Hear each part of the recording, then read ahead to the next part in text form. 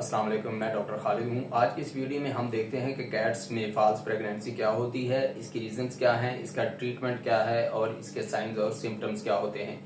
False pregnancy को pseudo pregnancy या फिर फैंटम प्रेगनेंसी भी कहा जाता है। फॉल्स प्रेगनेंसी में आप ऐसे ही साइंस देखते हैं जैसे कि आप एक नॉर्मल प्रेग्नेंट कैट्स में देखते हैं, जैसे उनकी बेली वाला जो एरिया होता है ये ज्यादा ग्रो कर जाता है क्योंकि यहाँ पर यूट्रस होती है और प्रेगनेंसी में यूट्रस में फिर बेबी किटन्स होते हैं, उनकी ग्रोथ हो रही होती है। इस तरह इनके मेमोरी ग्लैंड्स इंक्रीज कर जाते हैं, निपल्स इंक्रीज कर जाते हैं, इनमें मिल्क प्रोडक्शन होती है, नेस्टिंग बिहेवियर या फिर आप पेरेंटल बिहेवियर भी इनमें देखते हैं। कैट्स होती हैं वो ज्यादा अफेक्शन शो करती हैं आपके साथ और इसके साथ कैट्स होती हैं वो सुस्त भी हो जाती हैं। तो ऐसे ही साइंस आप फॉल्स प्रेगनेंसी के अंदर देखते हैं। फॉल्स प्रेगनेंसी की डिफरेंट रीजंस होती हैं, जैसे सबसे बड़ी जो रीजन है वो है हार्मोनल इम्बैलेंस। इनमें सबसे जो ज्यादा रोल प्ले करता है हार्मोन वो है प्रोजेस्टेरोन।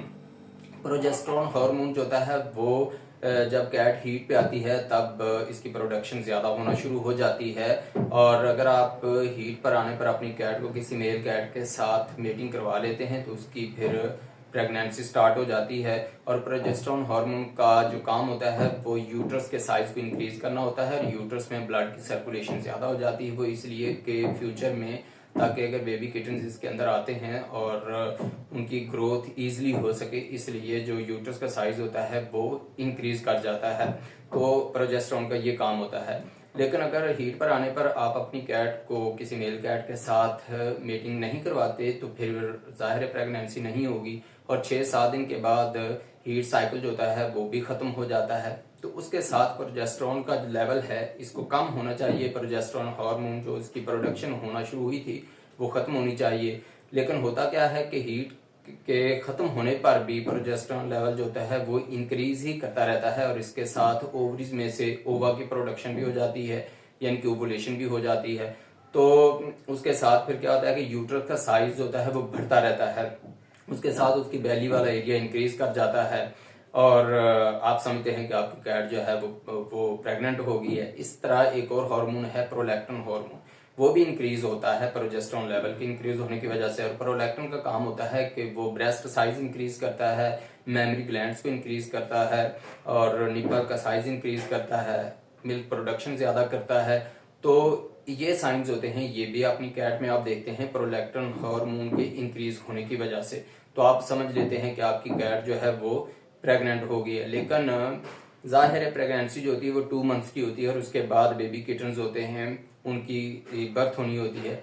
लेकिन होता क्या है कि जब 2 मंथ्स हो जाते हैं तो आपकी कैट जो है वो किटन्स को बर्थ नहीं देती, तो आप परेशान हो जाते हैं। आप समझते हैं कि आपकी कैट तो प्रेग्नेंट थी लेकिन उसने बच्चे पैदा नहीं किए, तो इसको कहते हैं कि ये फॉल्स प्रेगनेंसी होती है। फॉल्स प्रेगनेंसी मोस्टली जो होता है ना वो 40 to 45 डेज पर भी खत्म हो जाती है। और दूसरी जो रीजन है वो है फूड जो होता है वो अगर आप अच्छी क्वालिटी का नहीं दे रहे तो उसकी वजह से क्या होता है कि न्यूट्रिएंट्स की कमी हो जाती है। और कुछ न्यूट्रिएंट्स ऐसे होते हैं जो कि प्रोजेस्टेरोन लेवल को इंक्रीज करते हैं और दूसरे हार्मोन को डिक्रीज करते हैं। लेकिन अगर आप अच्छी क्वालिटी का फूड नहीं देंगे तो उसके अंदर न्यूट्रिएंट्स कुछ ज्यादा हो जाएंगे, कुछ कम हो जाएंगे, जिसकी वजह से फिर हार्मोनल इम्बैलेंस होगा और सूडो प्रेगनेंसी, फॉल्स प्रेगनेंसी या फिर फैंटम प्रेगनेंसी जैसी जो प्रॉब्लम्स हैं ये आप अपनी कैट को देखेंगे, आपकी कैट ये फेस कर रही होगी। इस तरह अगर क्लाइमेट चेंज हो रही है उसकी वजह से भी हार्मोनल इम्बैलेंस हो जाता है, उसकी वजह से भी आपकी कैट जो होती है इस तरह के साइंस होते हैं वो शो करना शुरू कर देती है। इसका ट्रीटमेंट क्या होता है? अगर एक दफा आपकी कैट में फॉल्स प्रेगनेंसी होगी है ना तो आप ये ज़हन में रखें कि नेक्स्ट टाइम इसमें चांसेस ज्यादा होते हैं फॉल्स प्रेगनेंसी के। इसलिए जब एक दफा आप अपनी कैट में फॉल्स प्रेगनेंसी के साइंस देखें तो फौरन किसी वेटरनरी क्लिनिक पे लेकर जाएं। डॉक्टर्स इसकी साइटोलॉजी करेंगे, इसके हार्मोन का टेस्ट करेंगे, फिर आपको बताएंगे कि आपने अपनी कैट को कब मीटिंग करवानी है या आपने अपनी कैट की सर्जरी करवानी है। इन प्रॉब्लम से बचने के लिए आपकी कैट जब 4 to 6 मंथ्स की एज की होती है ना तो आप इसकी स्पे करवा लिया करें। स्पे में क्या होता है कि ओवरीज और यूट्रस जो होती है उसको सर्जरी करके निकाल दिया जाता है, जिसको स्पे कहते हैं।